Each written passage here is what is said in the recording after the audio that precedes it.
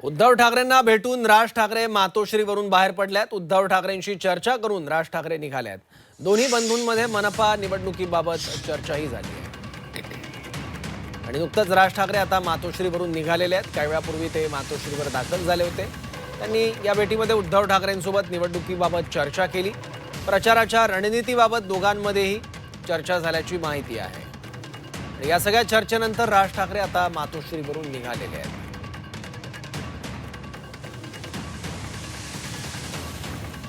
मुंबई महानगरपालिका आणि राज्यातल्या इतर महापालिकांच्या अनुषंगाने प्रचाराची रणनीती काय असावी, प्रचाराचं स्वरूप काय असावं, याबाबत दोन्ही भावांमध्ये चर्चा झालेली आहे। या चर्चेसाठी राज ठाकरे काही वेळापूर्वी मातोश्रीवर दाखल झाले होते आणि आता ही बैठक संपल्यानंतर राज ठाकरे मातोश्रीवरून निघाले आहेत। ठाकरे बंधूंमध्ये सुमारे 2 तास चर्चा चाललेली आहे मातोश्रीवर। मुंबई महापालिका निवडणूक दोन्ही भावांच्या राजकारणाच्या केंद्रस्थानी आहे। मनसे आणि उद्धव ठाकरे शिवसेनेची युती आहे, त्यामुळे मुंबईमध्ये एकंदरीत रणनीती काय असावी, त्याचबरोबर प्रचार सभा नेमक्या कुठे कुठे असाव्यात, कारण प्रचार सभांची एक जबाबदारी आदित्य ठाकरे आणि अमित ठाकरे यांच्यावर देखील सोपवण्यात आलेली आहे। त्यामुळे निवडणुकीबाबत उद्धव ठाकरे आणि राज ठाकरे यांच्यामध्ये चर्चा झाली आहे। जवळपास 2 तास राज ठाकरे आणि उद्धव ठाकरे यांच्यामध्ये बैठक चालली आहे। याबद्दल आणखी माहिती घेऊयात, आपले प्रतिनिधी कपिल राऊत आपल्यासोबत आहे। कपिल, आणखी काय काय चर्चा झाली आहे या 2 भावांच्या भेटीत? नक्कीच तब्बल 2 तास मातोश्रीवरती 2 ठाकरे बंधूंची चर्चा झालेली आहे। महत्त्वपूर्ण चर्चा बोलू शकतो आपण।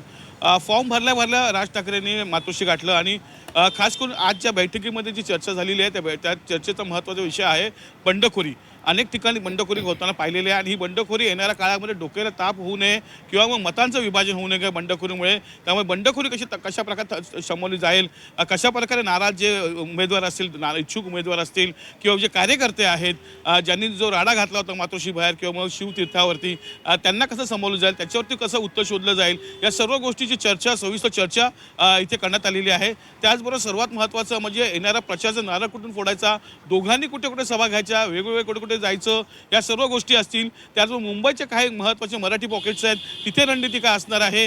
त्याचबरोबर शिंदे आणि भाजपाने ज्या प्रकारे रणनीती राखलेली आहे त्या रणनीतीला आपण दोघं मिळून कसं सामोरं जायचं, या सर्व गोष्टीची महत्त्वपूर्ण चर्चा या 2 तासामध्ये झालेली आहे। परंतु सर्वात महत्त्वाचं म्हणजे बंडखोरी आणि त्याचबरोबर एकाच वेळी दोघंही एका मंचावर कुठे कुठे येणार आहेत, कोणत्या कोणत्या मोठ्या सभा होणार आहेत, कोणत्या कोणत्या जिल्ह्यामध्ये जावं लागणार आहे, या सर्व गोष्टींची सविस्तर चर्चा झालेली समजते। कारण की आता खऱ्या अर्थाने प्रचार सुरू झाला असं बोलू शकतो किंवा एक रणधुमाळी सुरू झाली असं आपण बोलू शकतो। कारण की आज फॉर्म भरलेले आहेत, शेवटची वेळ 5 वाजेपर्यंत होती, ती संपलेली आहे। जे एपी फॉर्म वाटण्याचा प्रकार आहेत ते झालेले आहेत। त्यामुळे आता खऱ्या अर्थाने रणधुमाळी सुरू झालेली आहे आणि त्यामुळे येणाऱ्या काळामध्ये कशा प्रकारे प्रचार करणं गरजेचं आहे आणि त्याचबरोबर बंडोबांना कसं थंबवायचं, कसं थांबवायचं हे खूप महत्त्वाचं आहे। ह्या सर्वच्या घडामोडींवर चर्चा करण्यासाठी राज ठाकरे आज मातोश्रीवर पोहोचले होते। तब्बल 2 तास ही चर्चा झालेली आहे। जाताना पुन्हा राज ठाकरेंचा एक विनोदी संवाद समोर आलेला आहे। मीडियाने त्यांना थांबवण्याचा प्रयत्न केला तेव्हा त्यांनी काच खाली करून असं म्हटलेलं आहे, युती झाली। एक मिश्किलपणा होता, तो मिश्किलपणा त्यांचा दिसलेला आहे। त्यामुळे एकंदरीतच ह्या सर्वात महत्त्वाचं म्हणजे बंडखोरी कशी थांबवायची आणि येणाऱ्या काळामध्ये प्रचार कसा करायचा, दोघांनी किती सभा घ्यायच्या, या सर्व गोष्टीवरती एक महत्त्वपूर्ण चर्चा घडलेली आहे। ठीक आहे कपिल, धन्यवाद या माहितीसाठी।